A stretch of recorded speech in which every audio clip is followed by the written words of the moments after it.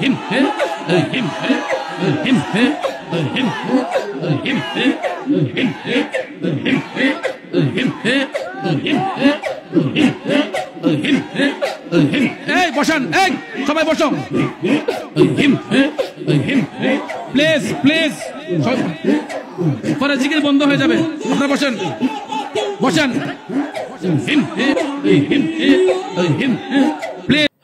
এতক্ষণ যাবত আপনারা একটা জিকির শুনলেন, আসলে কি আপনাদের মধ্যে কি বলে এটা কি জিকির?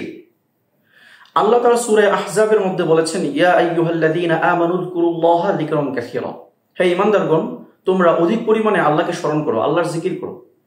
কি শব্দে জিকির করতে হবে সেটা কোরআন এবং হাদিসের মধ্যে উল্লেখ আছে। কোরআনের মধ্যে আল্লাহ তাআলা বলেছেন, কুল ইদউল্লাহা আও ইদউর রহমান, তোমরা আল্লাহর নামে ডাকো অথবা রহমানের নামে ডাকো, আইয়াম্মা তাদউ ফালাহুল আসমাউল হুসনা, সবগুলি আল্লাহর আসমাউল হুসনার অন্তর্ভুক্ত। তো রহমান আল্লাহ দুটো নামে ডাকা যাবে, জিকির করা যাবে।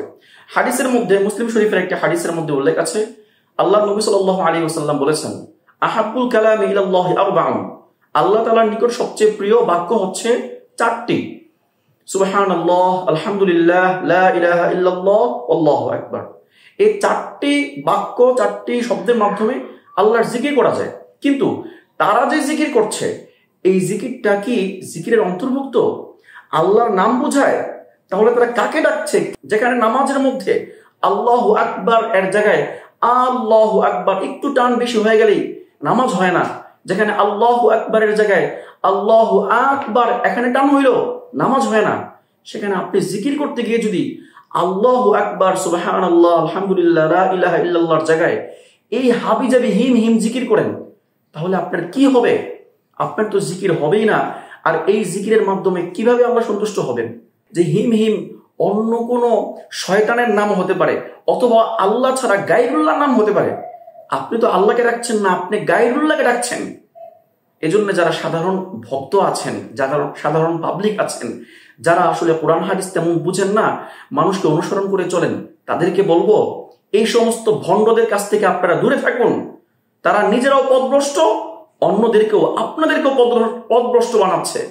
যদি আপনারা সঠিক পথ, সিরাতুল মুস্তাকিমের পথ পেতে চান, তাহলে অবশ্যই এদেরকে পরিহার করে সত্য সঠিক পথের অনুসন্ধান করুন, তাহলে ইনশাআল্লাহ সঠিক পথ পেয়ে যাবেন। আর মনে রাখবেন, হিম হিম কোনো জিকিরের অন্তর্ভুক্ত না, বরং এগুলো হচ্ছে ভণ্ডামি, নিজেদের বানানো, তৈরিকৃত, রচনাকৃত কিছু শব্দ, যা দিয়ে মানুষকে আকৃষ্ট করে, মানুষকে নিজেদের দলের দিকে ভিড়ায়। এজন্য মনে রাখবেন, নিজের মূল্যবান ইমানটুকু নষ্ট হতে দিবেন না। ইমানটুকুকে রক্ষা করেন, ছোট্ট ইমানটুকু আপনাকে জান্নাত পর্যন্ত নিয়ে যাবে। কিন্তু যদি এদের পাল্লায় পড়ে আপনার ইমানটা নষ্ট করেন, তাহলে কিন্তু আপনার এই ইমান আপনাকে জান্নাতে দিবে না, বরং জাহান্নামে নিয়ে যাবে।